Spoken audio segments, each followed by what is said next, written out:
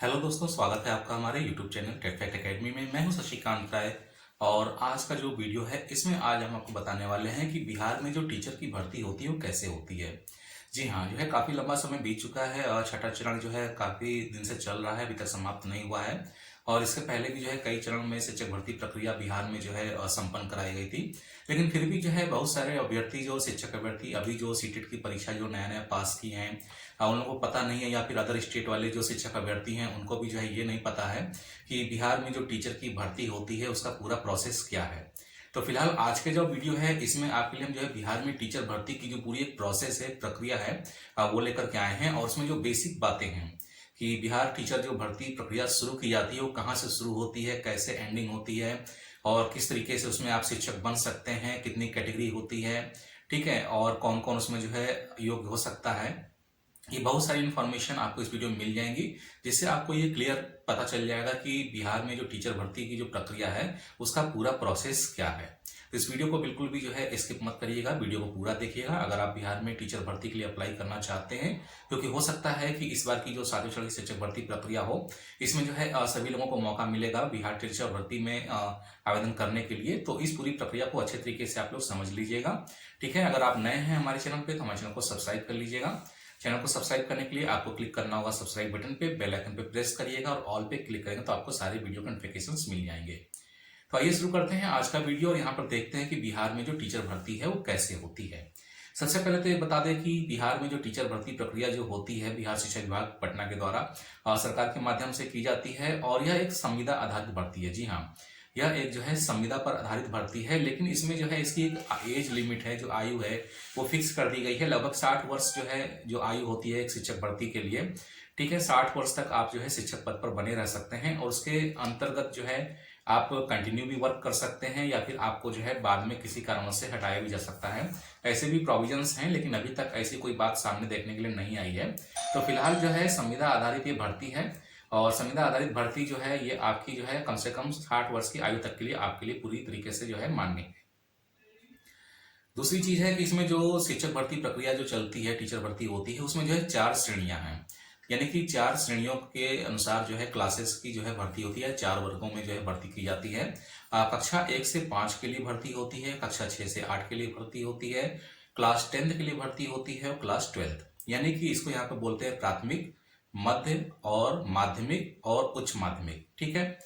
इसके बाद इसमें जो आयु सीमा होती है वो इसकी जो है समय के अनुसार बदलती रहती है। ज्यादातर हम लोगों ने देखा है कि आयु सीमा बदलती रहती है, लेकिन फिर भी आयु सीमा का मतलब बिल्कुल क्लियर एंड कट यह है कि अगर आपने बीएड कर लिया है और बीटीसी कर लिया है, आप सीटेट या बिहार टेट क्वालिफाइड हैं तो आप एलिजिबल हैं।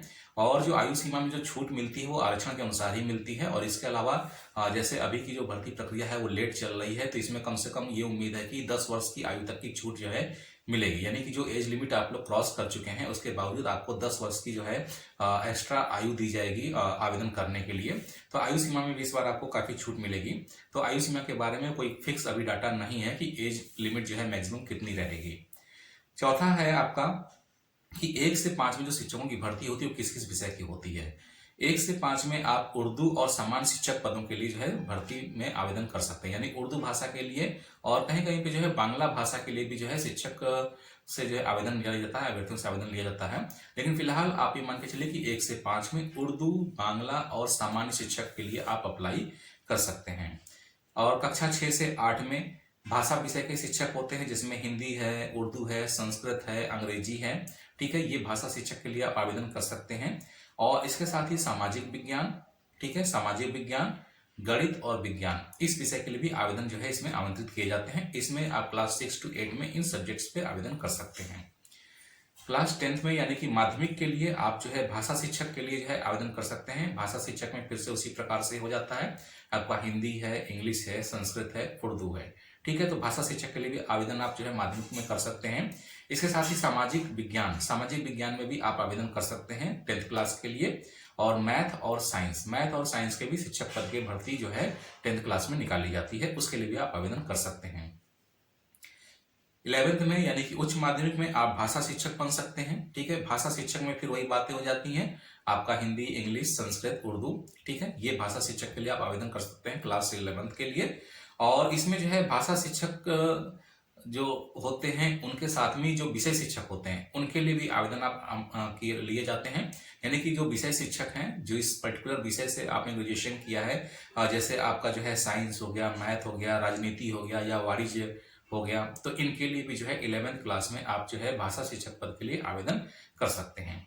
यहाँ पे एक चीज ध्यान देने वाली है कि 1 से 5 और 6 से 8 के लिए आपके पास बिहार टेट होना आवश्यक है या फिर सी टेट। यानी कि 1 से 5 में अगर आपको आवेदन करना है तो आपको बिहार टेट 1 से 5 या सी टेट 1 से 5 उत्तीर्ण होना आवश्यक है।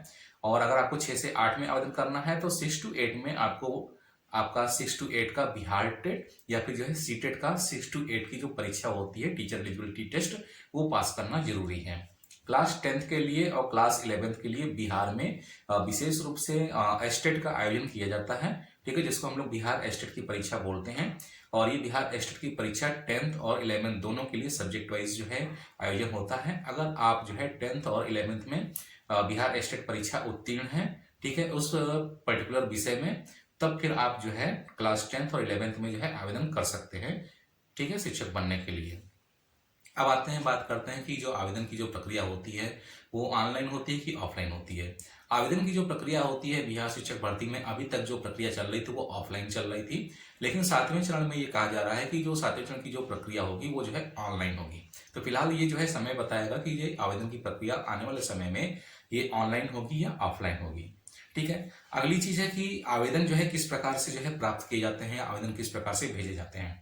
तो आवेदन जो है आपका बिहार में जो टीचर भर्ती होती है उसमें आपको जो है प्रत्येक नियोजन इकाई के जो उपलब्ध सीटों की संख्या होती है उनको आरक्षण अनुसार ध्यान रखना पड़ता है और विषय के अनुसार जो है प्राप्त किया जाता है। यानी कि आप अपने कैटेगरी वाइज, ठीक है, और सब्जेक्ट वाइज जाकर के उस पर्टिकुलर नियोजन इकाई में ऑफलाइन आवेदन करते थे अभी तक।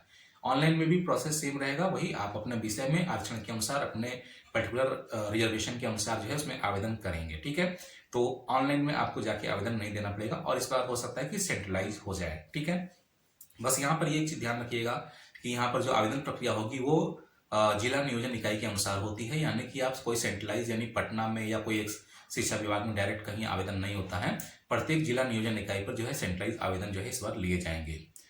दूसरी चीज है आरक्षण। आरक्षण में महिलाओं को विशेष यहाँ पे लाभ मिलता है, जिसमें महिलाओं को जो है पूरी सीटों पर जो है 50% का आरक्षण मिलता है और बाकी की जो 50% सीटें होती हैं उनको सामान्य क्षैतिज आरक्षण या रोस्टर का पालन करके जो है फिलअप किया जाता है, भरा जाता है।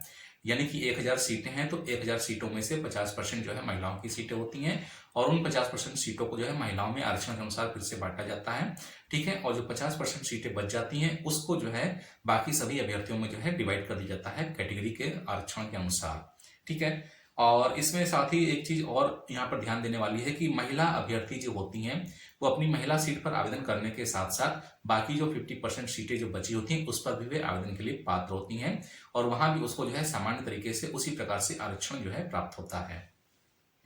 दिव्यांगजनों की बात कर लेते हैं। दिव्यांगजनों को यहाँ पर 4% आरक्षण जो है दे होता है और इनको जो है इनकी सीट पर जिनकी जो 4% सीटें होती हैं इसी पर इनकी काउंसलिंग कराई जाती है और नियुक्ति कराई जाती है। अब बात कर लेते हैं कि आवेदन तो आपने कर लिया, आवेदन के बाद जो है भर्ती प्रक्रिया का क्या स्वरूप है या क्या प्रक्रिया होती है।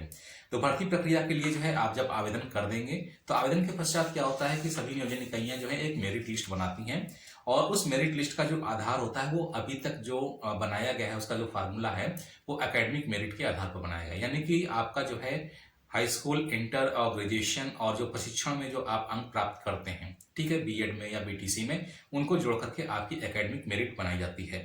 एकेडमिक मेरिट में जो है आपका जो पहले बिहार टेट या सी टेट का जो है भारांक जोड़ा जाता था, लेकिन अभी जो है वो सुविधा समाप्ति कर दी गई है। तो फिलहाल आपका जो मेरिट बनता है आवेदन प्राप्त करने के पश्चात वो पूरी तरीके से एकेडमिक आधार पर बनाया जाता है।